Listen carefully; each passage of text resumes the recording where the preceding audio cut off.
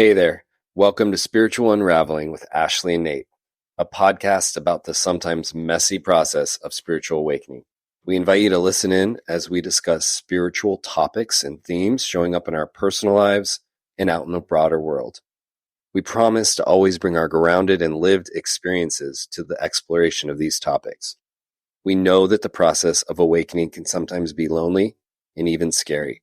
It is our intention to remind you that you're not going through this alone and that we're all in this together. Thanks for tuning in and enjoy the episode. Welcome, everyone, to Spiritual Unraveling with Ashley and Nate. This week, we are going to be talking about the energetics of flow and being in the flow of life and following the energy and not fighting it. So this is going to pick up a little bit on our last episode with surrender, but I think there's going to be a different flavor in this week's episode. We're going to be talking a little bit more about riding the wave of energy in situations and how we can take stock of what's happening and kind of use all of our spiritual knowing and intuition and tools and in a real grounded way make different choices than maybe our younger or egoic self would make. And this is all brought about by some fun conversations that we were having before the episode started. Again, this is kind of what we do. We do a warm-up to get ready for the show. And I was telling Ashley about how I misbooked a flight for my wife to go to a funeral. And it was a really big mistake in my mind. It felt really big. And yeah, it was really hard for me. And I was telling Ashley that the work that I'm doing right now is really letting go of perfectionism. And so I found it so deeply ironic that I never make those kind of mistakes, right? And then I get this pretty big mistake that I had to sit with and own. And I had a lot of shame talk and really harsh stuff coming up almost immediately in my mind. And I was in a place of awareness enough that I could say, wait a minute, this is an opportunity to just own that you made a mistake and that human beings make mistakes all the time and fix it if you can.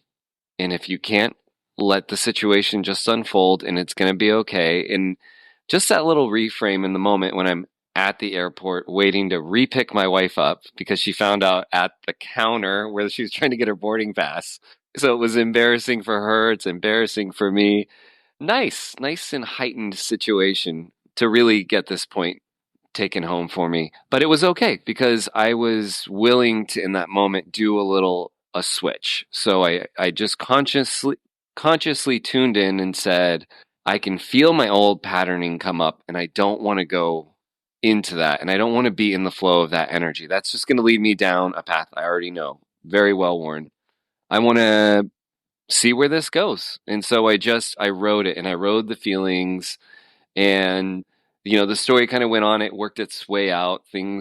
We figured things out, but it was really fun and different and scary to sit with that energy in a different way and let it unfold and say, if I choose to react to this differently and I choose to let my emotions flow through me in a different way, what's the outcome going to be?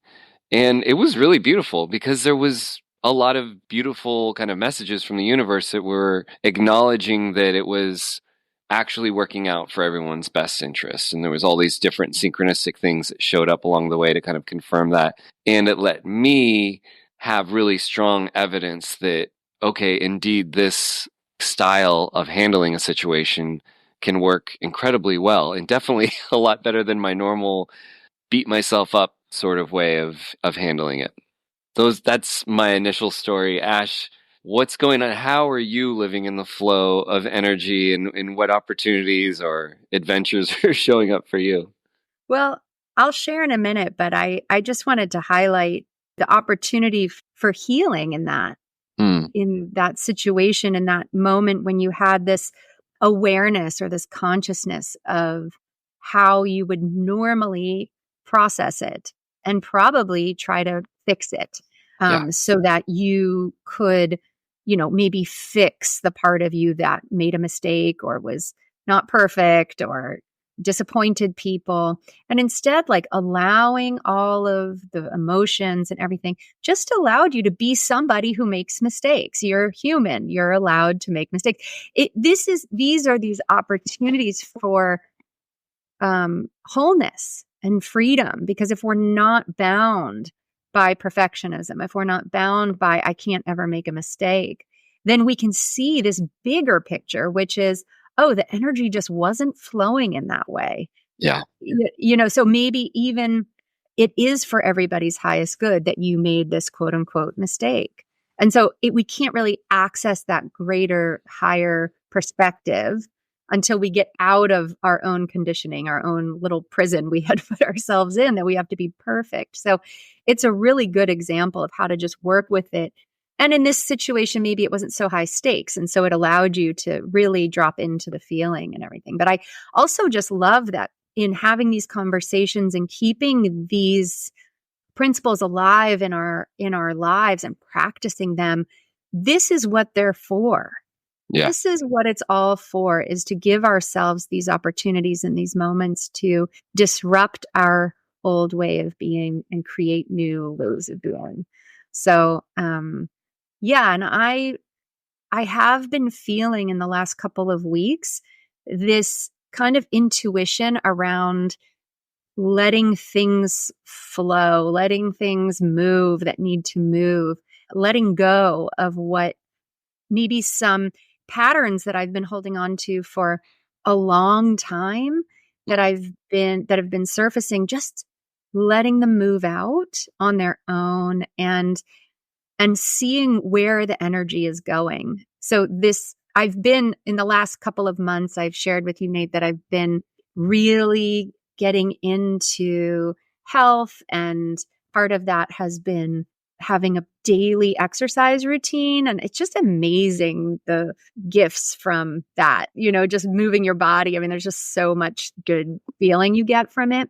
And in the last week, I've just been really laid out with this deep, deep fatigue. And I know I can't, that daily thing has died for this past week. And so there's disappointment and sort of resistance to that, resistance to feeling that depth of fatigue. And I've been aware of that. I don't need to have resistance. Energy is always changing. We're expanding, we're contracting. This is my body telling me to relax. This is my body telling me to slow down. And so I've been trying to let go of that resistance and just go with the energy. This is the time for me to rest. And of course, I also love rest. Rest is great and we all need it. But I suspect that there's a lot of energy that's shifting in my being, and you need rest for that. You really need, there's a time to really let things integrate and move. So just using my intuition to accept what is, to accept what's happening, it just changes your whole relationship to it, Yeah. We both have an interesting theme in the stories here, where there's the psychological or conditioned mind that wants to push through something. For you, it was wanting to stay with the exercise regime, and obviously there's benefits to that.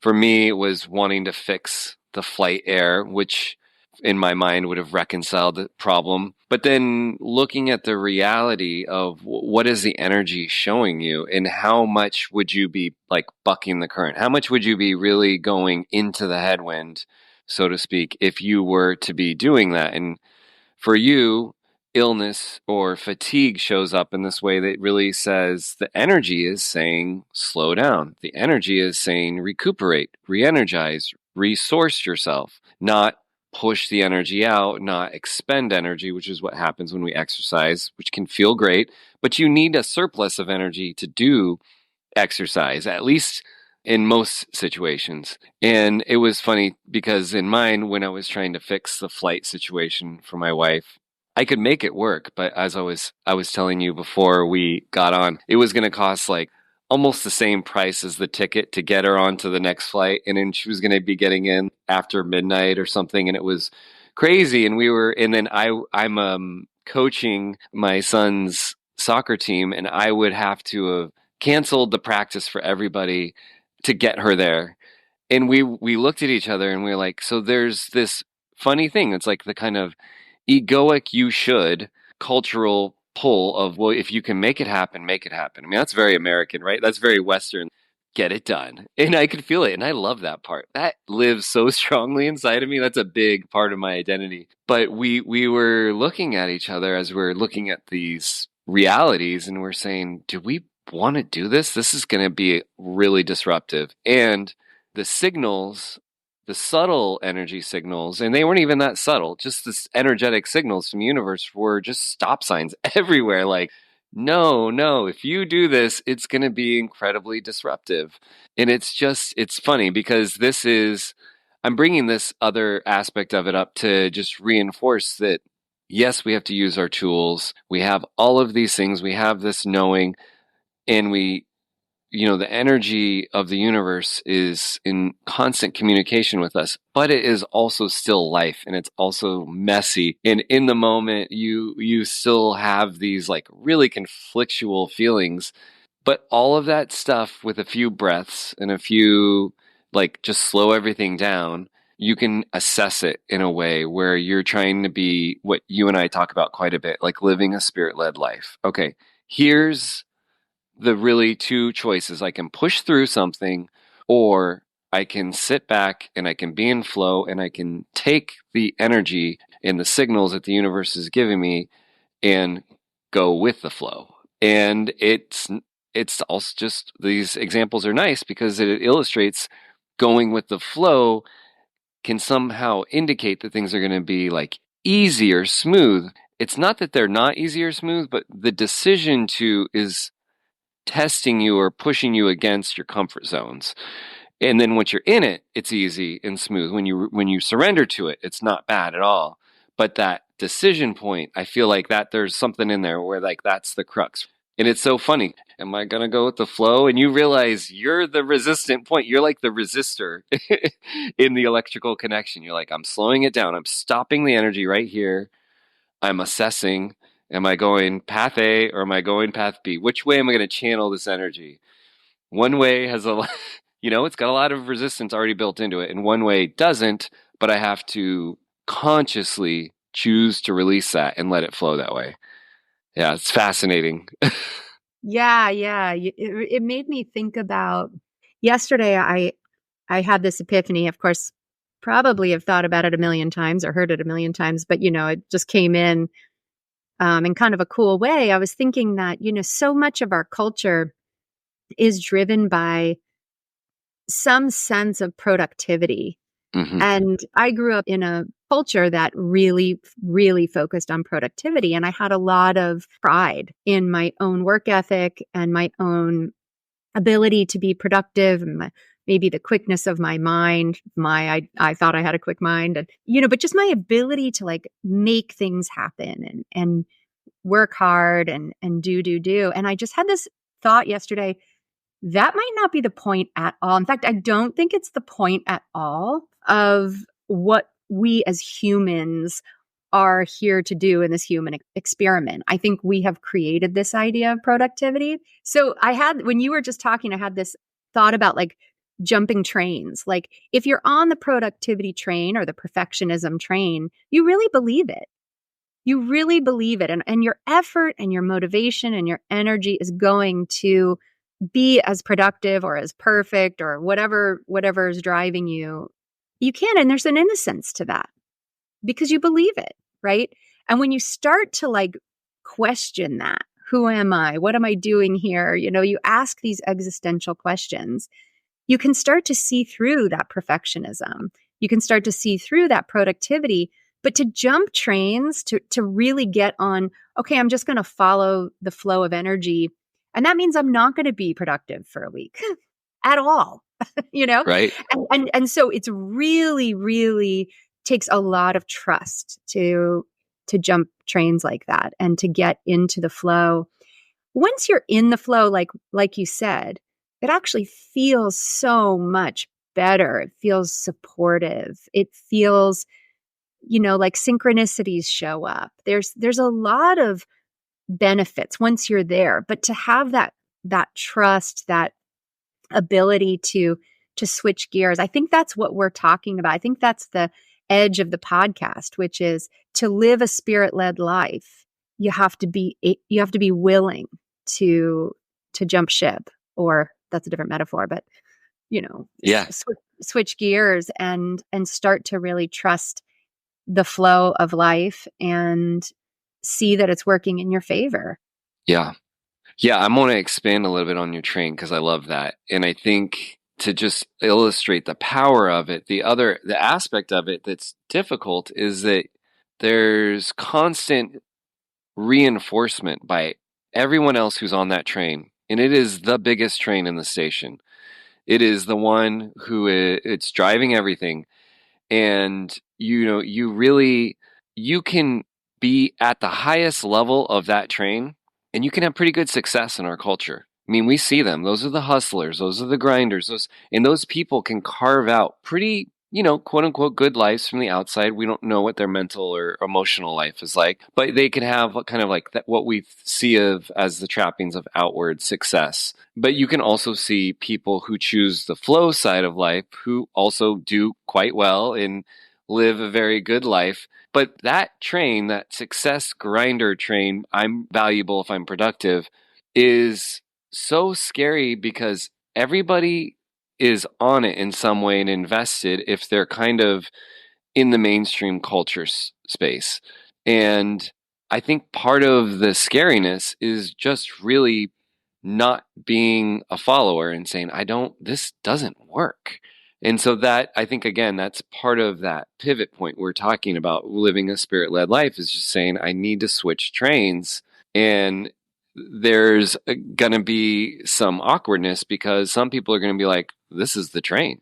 This is the only train we got. This is the best one. Clearly, look at these people. We have people that show us the way to kind of material success, but it's not necessarily the way to live, as you were talking about, a full and engaged, present, happy, beautiful, spontaneous life, which is, I think what we're going for. And I'll also say that I think just at a broader level, I hold this viewpoint that post-pandemic and post-shut-in, I think there are more and more people who realize that train wasn't the train.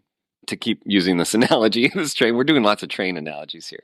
I think that pause where people were forced to go inward and you had to kind of follow the universal energy of the planet, which was go inward, reflect, shed what doesn't work. Like, that's how we're going to get through this. We all got forced to go inside. And I think a lot of people could see in those quiet moments, like, what am I doing? I'm working, I'm grinding this out, and my quality of life isn't where I want it to be. And I think we as a society are, and I'm going to move into my spiritual woo-woo-ness a little more here.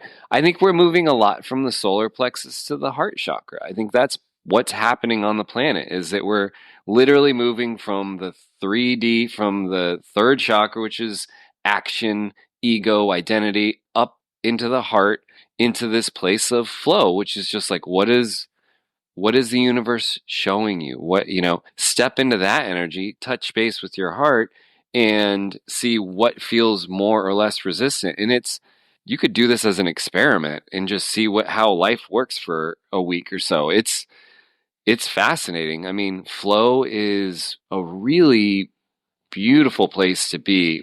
Life is a lot more surprising and enjoyable. You have to be willing to live with that amount of kind of uncertainty and trust, but there's something very liberating about it as well, because you don't have to be so fastidious about all of your life choices. You really get to let it go a little bit. And it's not like we're talking about, you and I aren't advocating people completely throw up their hands and like don't engage in life. This is a dance. This is a blend. We're talking about maybe going from 80% really strong drive to just down to 50 and let the other 50 be flow. See what that's like, I don't know.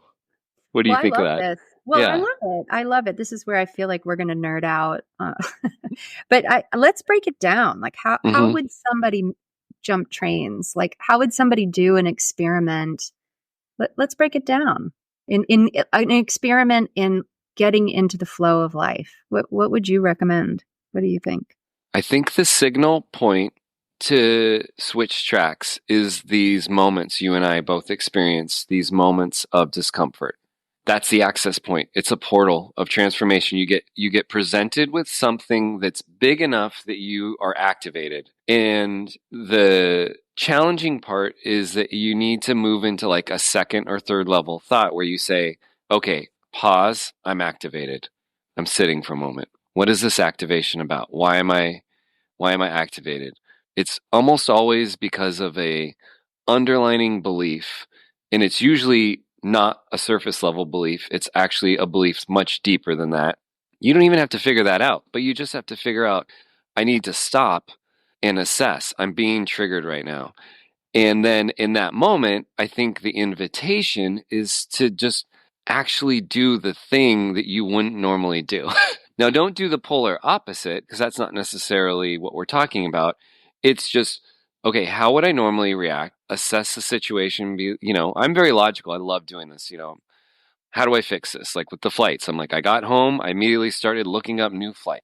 That's the logical way. Then it presented me information that was very clear. This is going to provide a lot of resistance. And then I sat with it and I said, okay, what would the non-Nate, non-logical way be in this decision? It would be own the mistake, let it go, and trust that the whole thing is happening for a reason and that this trip wasn't meant to be.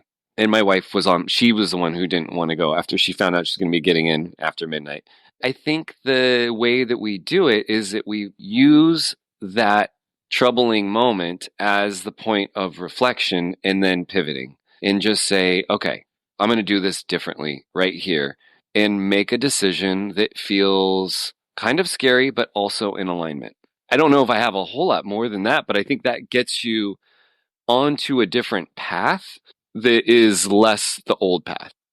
I love that. I love the idea of using these moments where we're triggered or uncomfortable or we get caught up in resistance to what's happening as the opportunity. So you can practice in general, allowing in your meditation or acceptance or surrender. You can be practicing that in your daily practice, but these are these moments, these are the opportunities, and you'll always, even if you mess it up, you're going to get more opportunities. They're always flowing in. So I love that, seeing that as the portal, because everybody can relate to that. We're all experiencing those moments all the time. Yeah. For me, there's also this, like you jumped right to what would you do differently? And I'm like, oh, there's so much in between there for me, which is around like feeling feelings. And I think you mentioned this when you were first telling the story, that part of this was having to feel the feelings of messing up, the feelings of shame. You visited that.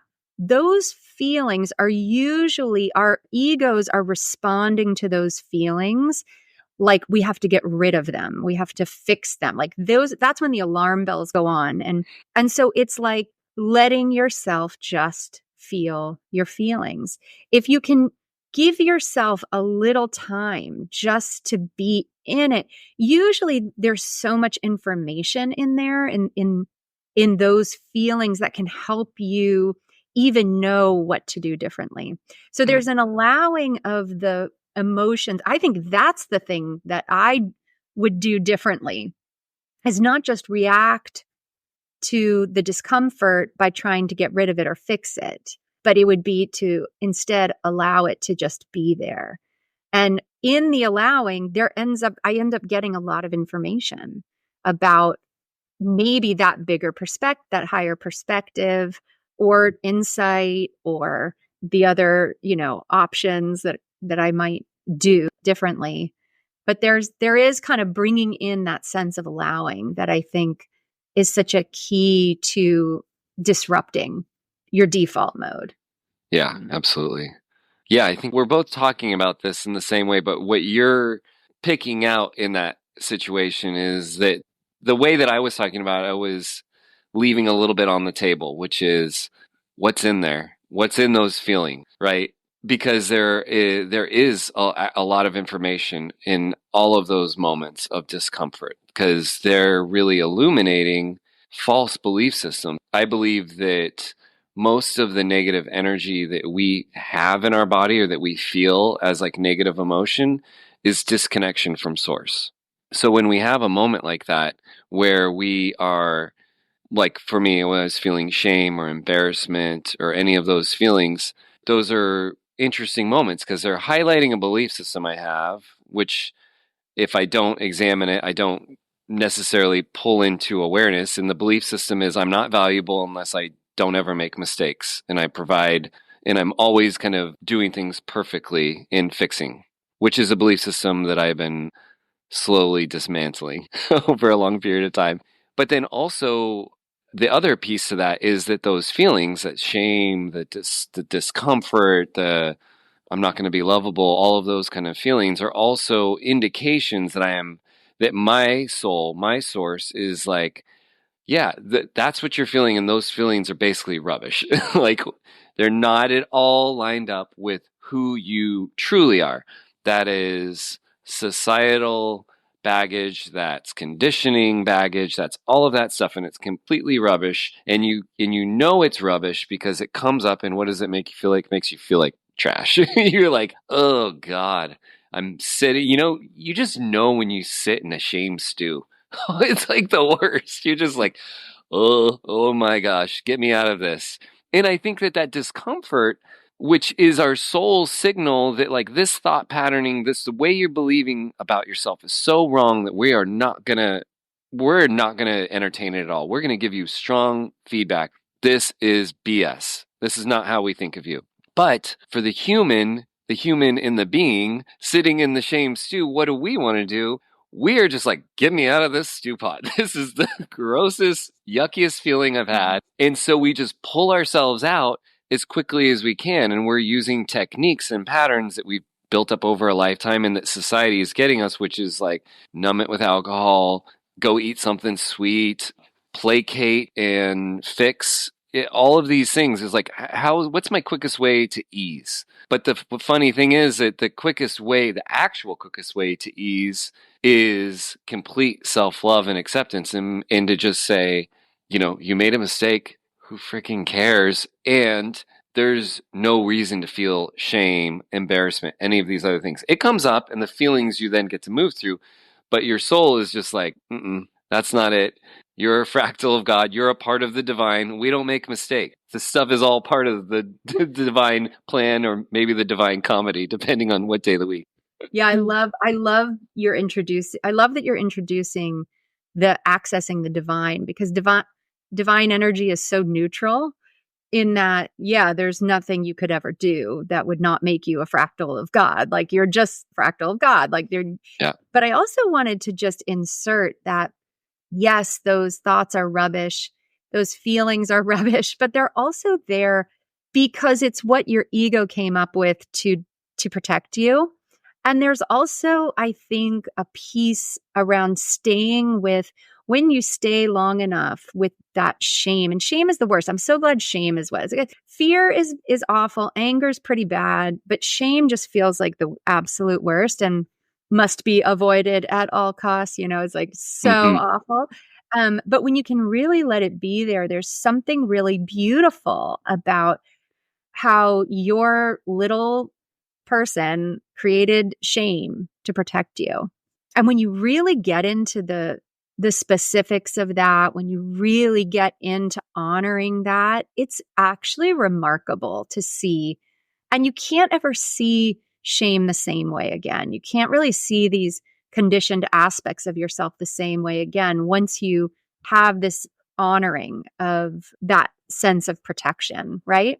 And then, for you, going back to the train metaphor, when you jump ship, you're not bringing that shame with you. There's no shame on that.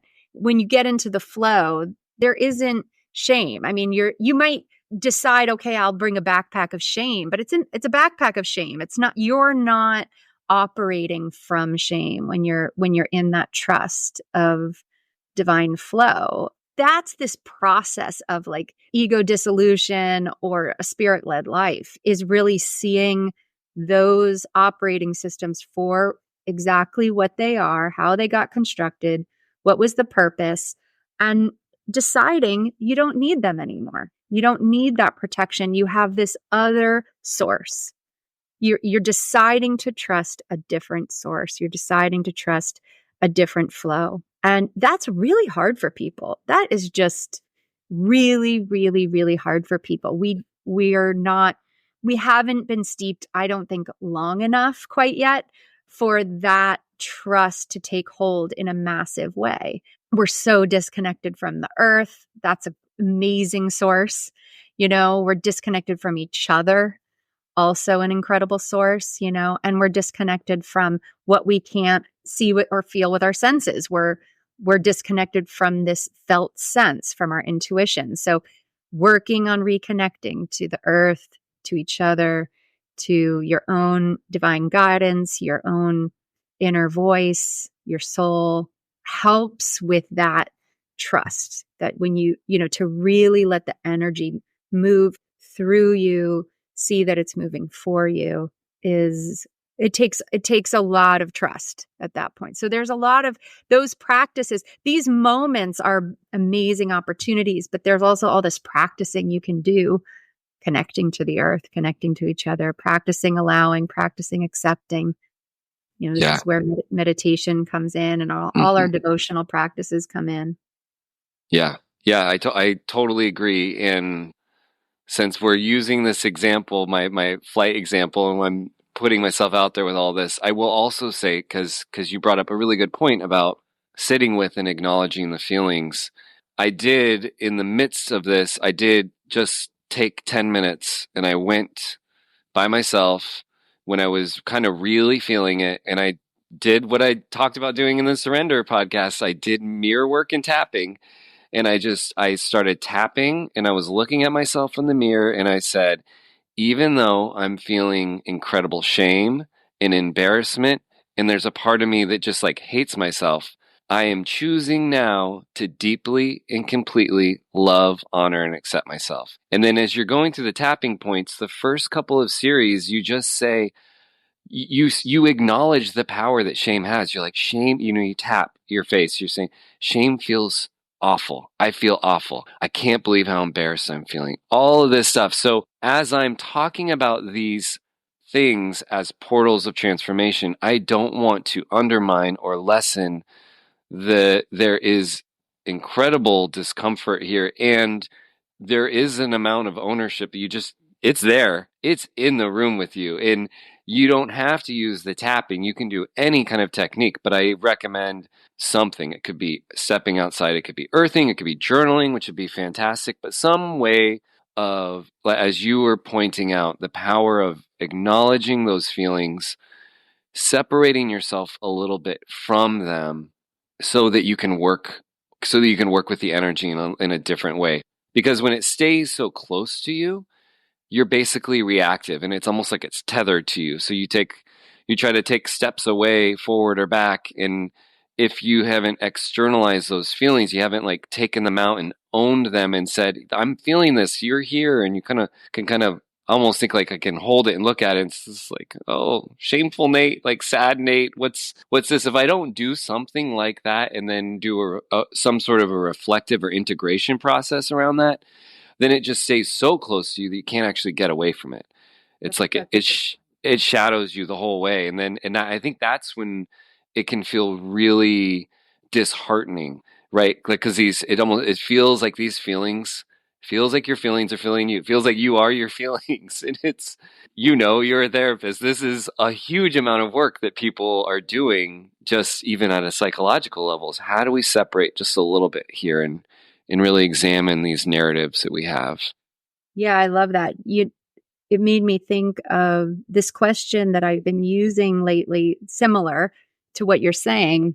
This question that really pops me out of any situation that I'm in, helps me start reflecting on it differently, which is, how is this situation serving me? What is happening here that's for me, for my growth? And recently I've been really unpacking some really hard old stuff, old patterning, old beliefs, core beliefs. And every single time I hit the emotions, every single time I hit the difficulty in it, it's just that question comes in.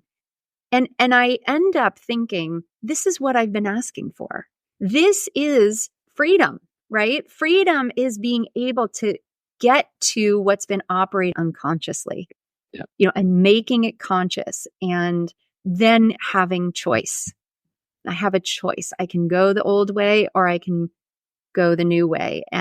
But without unpacking that stuff, without these opportunities to see that you can make mistakes, first of all, you don't get the opportunity then to include making mistakes as part of your humanity, which it always has been and always will be part of your humanity, So just asking the question, how is this situation, what's in this situation that's here for me, really gets me out of the small kind of rumination of how can I get rid of this or how can I fix this? It really moves you into acceptance and flow because you're not judging something as good or bad. You're just saying there's something in here for me. It literally would not be showing up in this way, in this manner, in my body, in my life, unless there was something in here for me. In these situations, they can become a little bit of a trick or a technique to just remind yourself to be a little more playful. Like, okay, what is it? What's the secret? What's the secret message? Where's my decoder ring? I'm going to look for it. It's in here somewhere. And it also changes your orientation to quote unquote problems or quote unquote issues. And instead of problematizing situations, you become curious and playful. And you're like, okay, what is it? What's the thing? What am I gleaning from this? And it is very hopeful too. Amidst all of this stuff we've been talking about, which can kind of feel heavy or scary, again, when we talk about those pivot points of, am I going down the old path or am I going on the new path? This kind of thing that you're talking about can allow you to inject it with some optimism, with some vitality, with some real interest and curiosity. And I think that's super valuable because then you reset your energy in a different way, and you also begin to look forward to doing things differently and examining things differently, and that also leads to you living more in the flow and following energy a little bit more, because that's not what culture is teaching us, right? That's not the grinder way. Doesn't say, maybe they say diagnose, but like, how did you mess that up and don't do it again? That's not what we're talking about. We're talking about like looking at the mess up and be like, well, why do you think it's a mess up? Right. you right. know Right. Exactly. Yeah. I love that. Before, when you were talking about moving from the solar plexus to the heart, what you just said is a really good way of thinking about it, moving from the problem solving to curiosity. Yeah. That's the shift, because problem solving assumes there's a problem and it doesn't leave any room for curiosity, and curiosity is so open. Yeah.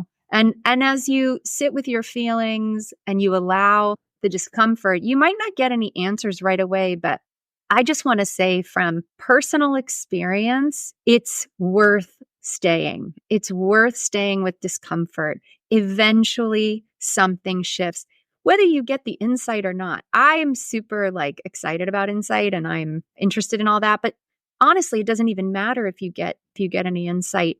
It will shift if you let it be there. If you let your discomfort be, you don't move into problem solving, you stay with your present moment experience, it will shift. That's almost a guarantee. Even if it takes a while, the timing of it isn't in your control, but there's just something about that process that allows transformation. You don't really have to do anything except stay. Yeah, I hear you. What it's making me think about when you say problem solving, as you said, the very important piece of that is that immediately presupposes a problem, and it also moves you directly into a binary situation or a this or that thing. And what curiosity does if we move into the heart space and we broaden this out to the metaphysical, binary is very reactionary. This way or this way, it's dichotomous. It's not really great. It's not integrated. It's not accepting that there is no separation, that we are all whole. We are all one. We are just different aspects of consciousness. When you move into curiosity, the field opens up completely. It actually, curiosity is a boundless space of infinite potential. And problem solving is binary. It's like this thing happened, and then there's these different sets of answers or conclusions that we can come from them, but they have a limit to a certain degree. And curiosity just moves you up into this completely different realm of what does the energy want to show me? What's really happening here? I think another piece we haven't brought in, and I know we're getting towards the end here, but I will just say the other thing that we're talking about here that we haven't mentioned is imagination. There's a way that we're moving into how do I reimagine myself handling situations? How do I reimagine myself in the world? How do I move out of old way of reacting into a new way? Well, that takes creativity. That takes trust in the process. That's that's the blank canvas. That's like, well, what's going to come next? I don't know, but I'm curious. I know this is paint by numbers over here. That's the old way. But this new way, it's full of creativity. It's full of potential. It's full of all of these different things. And it is definitely going to be the path of flow. It's not going to be the path of resistance. So that's kind of a really cool aspect to that too. Yeah. And we all know what it feels like when we're in the flow. We all know what it feels like when we're in the flow, when we're letting life happen. We're not always conscious of what are the circumstances? What's the landscape? How did I get here? What's happening? Sometimes it just feels random, but you can consciously get yourself in the flow. You can consciously allow life force energy to move you and listen and pay attention. And then your life just changes. It's unbelievable how life changes and frees you up a little bit more. It's worth it. It's Absolutely. Worth the leap. It's worth the train leap. I think we're pretty sure on that because we're making a podcast about it. Yeah, that's basically the theme. Yeah. Get off this train. Get on the other train. Get on the soul train. Get on the soul train. Do you feel like we covered that enough? Yeah, I think we did it. Yeah. Okay, everyone. So hopefully this is going to inspire you to, as we were talking about, just choose something low stakes and choose to look at it differently. Just take one situation in your life. You don't have to do anything grand or big. Just do one thing. I'm going to let this thing play out in a flow way. And I'm going to let energy guide the way and just see what happens. I think you'll all be pleasantly surprised. Cool. All right. See you next week. Hey, everyone. We hope you enjoyed the show. If you have any questions or feedback for us, please send us an email at spiritualunraveling@gmail.com. If you'd like to learn more about what we're both up to, you can follow Ashley at www.mountainmeditationgroup.com. And you can find more about what I'm doing at spiritual-stewardship.com. We hope you have a great day.